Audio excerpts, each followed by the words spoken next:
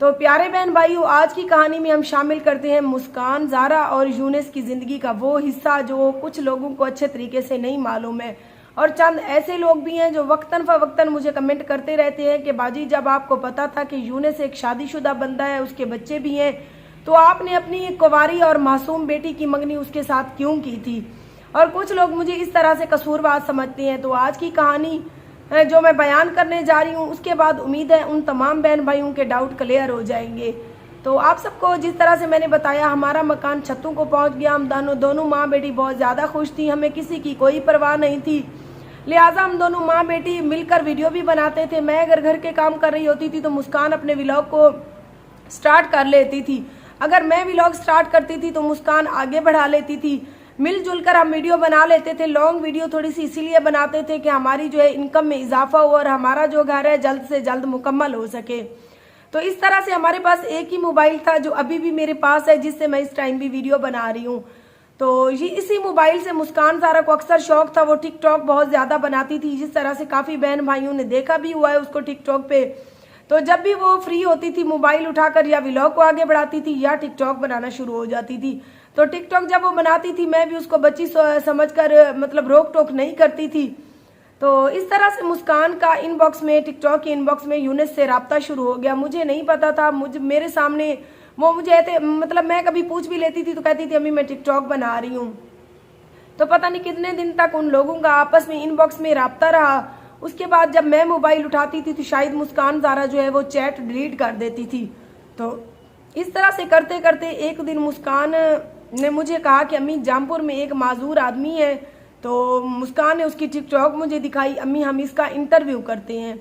मैंने कहा पता नहीं कौन है, कहाँ का है। मुस्कान ने कहा मैंने इस बंदे को इनबॉक्स में मैसेज किया है तो मुझे रिप्लाई आया है कि फलां फलां जगह के हैं हम लोग, आप लोग लिहाजा हमारा इंटरव्यू लेने आ जाओ।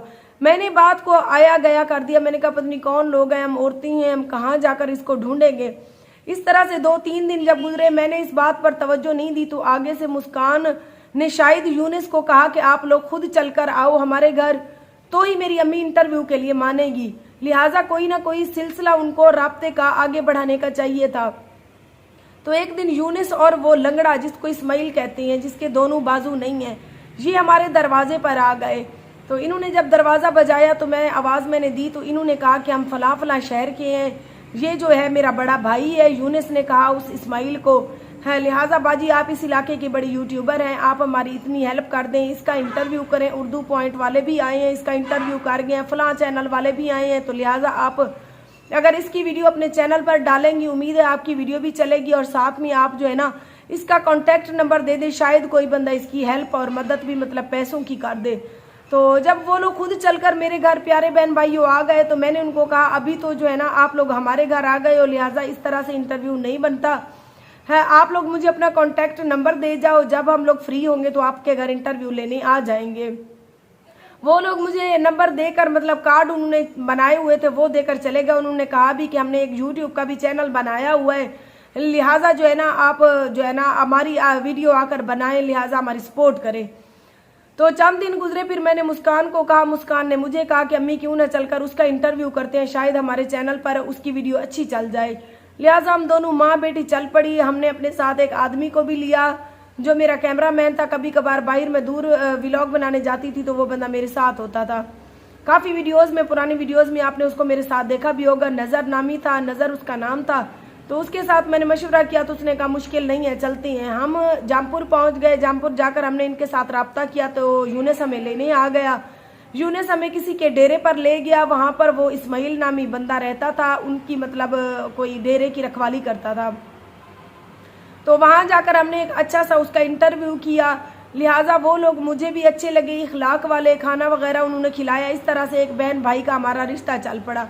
मुझे नहीं पता था कि मुझसे पहले मुस्कान का और यूनिस का आपस में कांटेक्ट है। तो हम लोग घर वापस आ गए। घर वापस आने के बाद आए रोज़ फिर यूनिस का मेरी व्हाट्सएप पर मैसेज आता रहता था कि सिस्टर कैसी हैं आप, ठीक है, ये वो इस तरह से। चंद दिन प्यारे बहन भाइयों गुजरे, चंद दिन क्या महीना एक गुजरा होगा कि यूनिस का बाप वो इस्माइल और चंद उनके एक दो और मतलब रिश्तेदार और उसकी अम्मी हमारे घर आ गए। मैंने सोचा कि शायद ये लोग वैसे आए होंगे कि एक बहन भाइयों का रिश्ता जो बन गया है।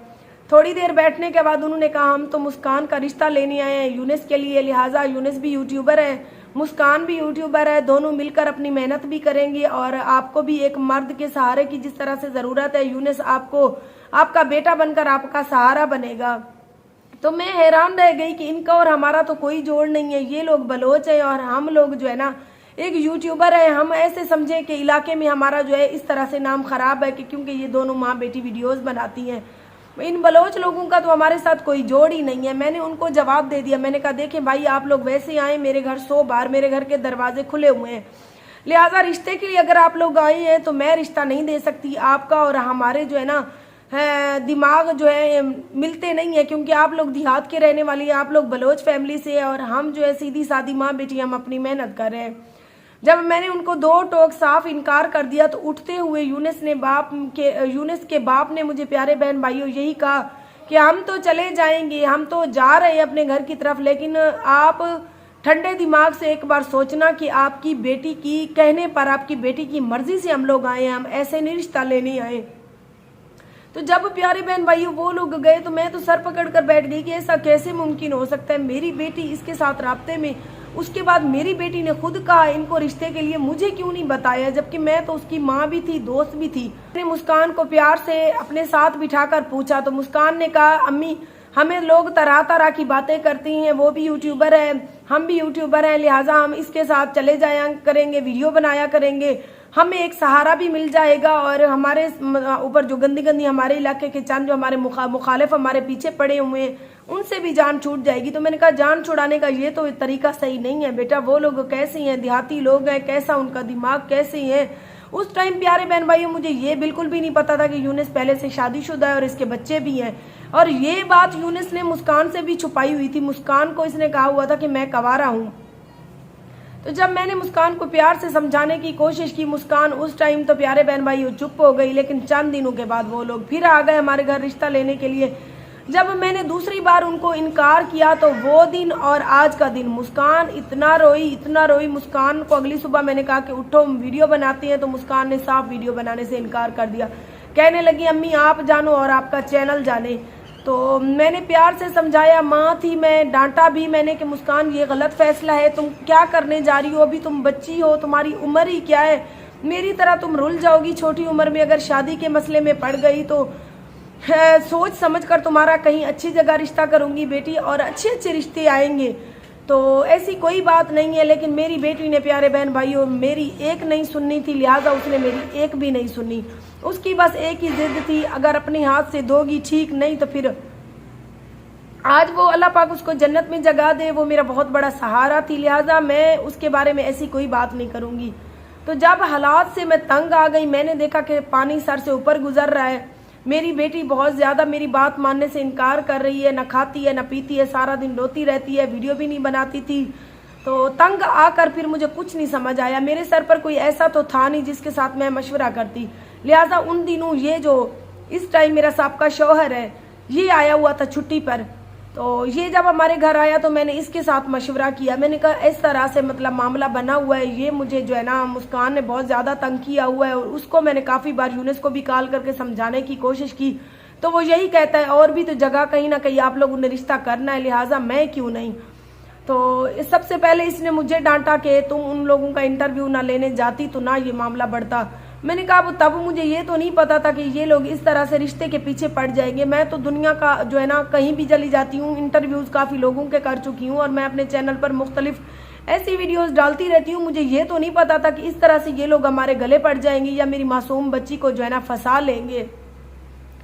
तो इसने भी फिर क्या मशवरा देना था, इसने यही कहा कि प्यार से मुस्कान को समझाने की कोशिश करो। इसने भी मुस्कान को समझाया, मैंने भी समझाया, लेकिन प्यारे बहन भाइयों मुस्कान ने हमारी कोई बात नहीं मानी थी, सो नहीं मानी। हर बात पे धमकियां देनी शुरू हो गई कि इज्जत के साथ दे दो, आप लोगों के लिए यही बेहतरी है। और फिर मैंने तंग आकर मुस्कान को जो है ना एक दो बार मारा भी, तो इसने गुस्से में आकर आपको पता है फिर शैम्पू वगैरह एक बार पी लिया था, तो वो भी मामला आपके सामने फिर मैंने वीडियो बनाकर शेयर की थी। फिर मैं जब अस्पताल से वापस लेकर आई तो मेरी बेटी की हालत दिन ब दिन ख़राब होने लग गई, हालत बिगड़ने लग गई है। 2-2 दिन खाना ना खाना, मेरे साथ झगड़ा, बहन भाइयों को मारना पीटना शुरू कर देना। तो इस तरह से फिर मैंने तंग आकर यही सोचा कि मेरी बेटी की अगर इसी आदमी के साथ खुशी है तो क्यों ना मैं कर दूं। वो ना हो कि कोई जिल्लत और बदनामी और मेरे हिस्से में आए। जब औलाद जवान हो जाती है तो फिर जो है ना माँ बाप का जोर उस पर नहीं चलता। खास तौर पर मैं अकेली माँ हूँ, मेरे सर पर कोई मर्द तो है नहीं जो इसको किसी और तरीके से समझाए।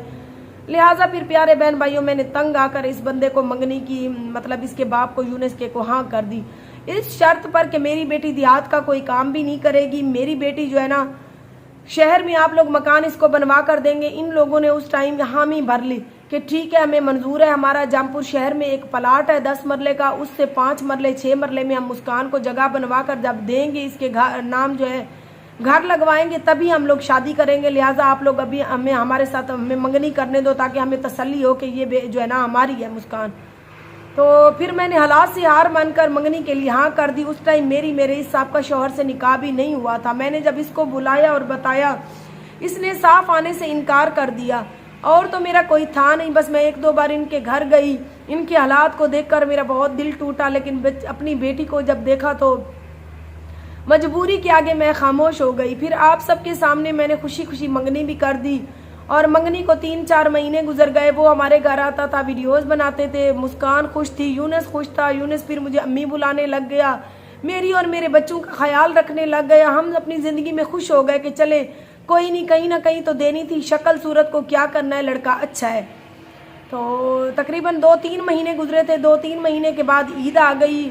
और जब यूनुस आ गया ईद का एक जोड़ा और एक मिठाई का डब्बा लेकर हमारे घर, तो मैं हंसने लग गई। मैंने कहा यूनुस तुम लोगों ने वाह अच्छी ईद दी है मुस्कान को। तो कहने लग गया अम्मी मुझे अब्बू ने कहा है कि हम लोग ईद देने चलते हैं मुस्कान को। मैंने कहा नहीं, मैं अपनी मेहनत से ईद जो है ना मुस्कान को दूंगा, मैं आप लोगों का एहसान नहीं लेना चाहता। तो मैंने कहा चलो ये भी अच्छी बात है। लिहाजा यूनुस हमारे घर ईद में एक मिठाई का डब्बा, एक जूती और एक जोड़ा देकर चला गया। उसके बाद फिर मैंने इस जो मेरा इस टाइम शौहर है, मैंने इसको बुलाया। मैंने कहा वो लोग ईद देकर गए तो हमारा भी हक बनता है, हम भी ईद देने जाएं। तब इसके पास इसने नई कार ली हुई थी। फिर हम अच्छे तरीके से लेकर मैंने इसके बाप का जोड़ा लिया। यूनुस की 2 माएँ थी, मतलब इसके अब्बू की 2 शादियां थी। मैंने उसकी दोनों बीवियों के 2 मतलब एक सूट लिया। तो एक बड़ा मिठाई का टोकरा लेके गई, यूनुस का जोड़ा, यूनुस की पग, यूनुस के जूते, यूनुस के लिए एक अच्छी घड़ी, वाच जो है, इस तरह से अच्छा खासा मैं खर्चा करके गई। मेरी इनकम जैसे ही आई तो मैंने इनकम के 30 से 40 से 45 हज़ार इस यूनुस के ऊपर खर्च कर दिए कि इसके पूरे इलाके को पता चले कि आरजे महविश का दामाद बन रहा है, तो आरजे महविश कितनी अच्छे तरीके से ईदी देने आई है। तो प्यारी सी यूट्यूब फैमिली, जब मैं ईदी देने गई तो इसके घर में एक औरत मुझे मिली जो मुझसे भी बड़ी उम्र की थी। तो मैंने कहा यूनुस ये तो तुम्हारी 2 माएँ हैं, ये औरत कौन है? फिर इसकी जो एक माँ है वो बोल पड़ी, कहने लगी ये तो यूनुस की बीवी है। मैं तो सर पकड़कर बैठ गई कि क्या यूनुस की बीवी है? यूनुस शादीशुदा था, आप लोगों ने हमसे झूठ बोला। कहने लगी हाँ ये मेरे शौहर की रिश्तेदार है, मतलब मेरे शौहर की भतीजी है या पता नहीं भांजी है, इस तरह से बताया। तब हमारे झगड़े चल रहे थे। यूनुस की बीवी झगड़े के साथ अपने माँ बाप के घर गई हुई थी। लिहाजा आप लोग 2-3 बार आए, आप लोगों को नहीं नजर आई। हम आप लोगों के साथ रिश्ता जोड़ने जा रहे हैं तो हम सोचते हैं कि आप लोग उसे ना छुपाएं। मैंने कहा छुपा तो आप लोगों ने पहले लिया, आपने बहुत गलत किया, हमसे धोखा किया। और 2 बच्चे भी थे इसके यूनुस के। तो मैं बहुत मायूस होकर अपने घर वापस आई। जब घर आई तो मैंने बहुत ज़्यादा मुस्कान को डांटा। मैंने कहा कि अभी भी टाइम है, हम लोग मंगनी तोड़ देते हैं, उनका सामान जो है वापस कर देते हैं। तुम शौकन के साथ कैसे ज़िंदगी गुजारोगी? मैं शौकन के ऊपर ज़िंदगी गुजार के आई हूँ। मुझे पता है कि मेरा शौहर मुझसे उम्र में भी बड़ा था और शादीशुदा भी था। और जब वो लोग मेरे ऊपर तशद्दुद करते थे, उसकी पहली बीवी, तो बहुत मुश्किल हालात से मुस्कान में गुजरी हूँ। और मुझे तुम्हारा मुस्तकबिल मेरे जैसा नज़र आ रहा है। आगे से प्यारे बहन भाइयों, मेरी बेटी ने साफ जवाब दे दिया कि अगर तुमने अपने हालात से लड़कर बच्चे पाल लिए तो मैं भी अपने हालात से लड़ जाऊंगी। अगर तुम जिंदा रही तब तक तो मैं तुम्हारे घर में तुमसे कुछ नहीं मांगने आऊंगी। लिहाजा ये तमाशा ना बनाओ। सोशल मीडिया पे सबको पता लग गया है, सब लोगों को पता है कि हमारी मंगनी हो चुकी है। अगर हम लोग मंगनी तोड़ेंगे तो लोग हमें झूठा करार देंगे। तो इस तरह से काफ़ी मुस्कान बची थी, उस तरीके से उसने मुझे कायल करने की कोशिश की और मैं भी मुसलसल जिद में अड़ी रही कि लिहाजा मैंने किसी हाल अपनी बच्ची की ज़िंदगी बर्बाद होते नहीं देखनी है। तो कुछ दिन इस तरह झगड़ा मुस्कान के और मेरे दरमियान चलता रहा। फिर यूनुस हमारे घर पहुंच गया। कहने लगा अम्मी मैं उसको तलाक तो नहीं दे सकता, मेरे अब्बू की भी 2 बीवियां एक ही घर में गुजार रही हैं। मैं तो इतना कर रहा हूँ कि ये जो देहात वाली मेरी बीवी है, आप देख के आई हैं, आपसे भी बड़ी उम्र की है, मेरे अब्बू की मजबूरी समझकर मैंने अब्बू की बात मानी थी। अब्बू ने कहा था मैंने अगर 2 शादियां की हुई हैं तो तुम्हारी भी पसंद की शादी करवाऊंगा, लिहाजा मैं अपनी बीवी को तो शहर में रखूंगा। आप इस तरह से मुस्कान को टॉर्चर ना करें, ना खुद को अजियत दें ना मुझे अजियत दें। है तो मैं खामोश हो गई। फिर मुझे कुछ नहीं समझ आया कि मैं क्या करूं। दिन गुजरते रहे प्यारे बहन भाइयों। फिर एक दिन इसका बाप आ गया कि हमें शादी की डेट दो। तो मैंने कहा मैं शादी की डेट दूंगी, आप लोग घर बनवाएं, मैं शादी की डेट दूंगी। आप लोगों ने तो घर ही नहीं बनवाया। तो कहने लगा कौन सा घर, किस चीज़ का घर, आपने अब देख ही लिया है। मेरी 2 बीवियां एक घर में गुजार रही हैं, यूनिस की भी बीवियां दोनों एक ही घर में गुजारेंगी। और सबसे बड़ी बात मैं आप लोगों को क्लियर कर दूं, जिस तरह से हमारी औरतें देहात का काम करती हैं, आपकी भी बेटी जो है ना देहात का सारा काम करेगी। आप लोगों की बेटी किस तरह से चारपाई पर बैठकर खा सकती है, जबकि हमारा माहौल देहाती है। मुस्कान भी ये सारी बातें सुन रही थी। 2 टोक जब उसका बाप ये बातें करके चला गया तो उसके बाद फिर मुस्कान ने मुझसे मोबाइल छीन कर यूनिस को कॉल की। तो उसके घर वालों को भी अच्छे तरीके से पता है। जब मुस्कान को यूनिस ने कॉल की कि तुम्हारा अब्बू इस तरह से बातें करके गया है, लिहाजा मुझे शहर में आप लोग मकान बनवा के दो, अगर नहीं बनवा के दोगे तो फिर मैं भी अपनी अम्मी के साथ हूँ, मैं भी शादी से इनकार कर दूंगी, फिर मैं भी बुरा कोई ख्वाब समझकर यूनिस तुम्हें भूल जाऊंगी। तो यूनिस ने फिर अपने बाप को तंग करना शुरू कर दिया, अपने बाप को मजबूर करना शुरू कर दिया कि अब्बू आपने जबान की थी, हम बलोच हैं, हम अपनी जबान पे पूरे उतरेंगे, वो लोग हर बात हमारी पीछे कर रहे हैं, लिहाजा आप भी मेरी यही बात मान जाओ कि जो हमारे जामपुर शहर में कुछ मरले पड़े हैं उनमें से चाहे 3-4 मरले के ऊपर एक कमरा मुझे तामीर करवा दो। मैं आपकी सारी बातें मानता हूँ, पहले भी मानता आया हूँ, आपका फरमा बरदार बेटा हूँ। प्यारे बहन भाइयों, वो शख्स इतना जिद्दी और ढीठ था, अपनी जिद पे अड़ गया तो अड़ गया। उसने कहा कि अगर देना है तो इस औरत ने इसी घर में दे, नहीं देना तो फिर जो है ना मैं लेना ही नहीं चाहता। इस तरह से उन बाप बेटे के दरमियान जब झगड़ा बढ़ा तो हमें नहीं पता 2-2 3-3 दिन फिर मैं यूनिस से बात नहीं करती थी, मैं मुस्कान को मोबाइल भी नहीं देती थी। जब मैं मुस्कान को मोबाइल नहीं उठाने देती थी तो मुस्कान ने अपनी फुप्पो के घर, मतलब उसकी फुप्पो का घर भी साथ था हमारे, आपको भी पता है, हम उनके घर भी वीडियोस बनाते रहते थे। लिहाजा एक दिन शायद मुस्कान मुझसे छुप कर, या मुझे नहीं पता, जैसे तैसे मैं कहीं वीडियो बनानी हुई अपनी फुप्पो के घर गई, वहां से इसने अपनी फुप्पो को कहा कि मुझे यूनिस से बात करनी है, ज़रूरी मुझे काम है। तो इसकी फुप्पो को भी पता था कि ये मंगनी हो चुकी है, इसका मंगेतर है। उसने नंबर मुस्कान को मोबाइल दे दिया। मुस्कान ने यूनिस को लिहाजा सारी बात बताई कि अभी अम्मी अब मुझे मोबाइल भी नहीं देती, मेरी तुमसे बात भी नहीं करने होने देती, तो तुम मुझे मोबाइल दे जाओ। तो यूनिस उसको प्यारे बहन भाइयों एक नोकिया का ब्लैक कलर का मोबाइल दे गया, वो भी यूज़ में, कि तुम छुपा के रखो, अपनी अम्मी को ना बताना। तो सबसे बड़ी गलती यहाँ पर यूनिस ने की कि एक मासूम बच्ची का जहन खराब किया। जब उसका बाप नहीं मान रहा था तो मेरी बच्ची का तो मतलब जहन खराब ना करता। तो इस तरह से शायद छुप कर वो मोबाइल दे गया। 1 दिन 2 दिन आपको पता है वहाँ पे हमारा एक छोटा सा तो कमरा था, छोटा सा सहन था, जहाँ पर 4 मेरे और भी छोटे छोटे बच्चे थे। कब तक मुस्कान एक ही घर में रहते हुए, एक ही बिस्तर में हमारे साथ सोते हुए मोबाइल हमसे छुपा सकती थी।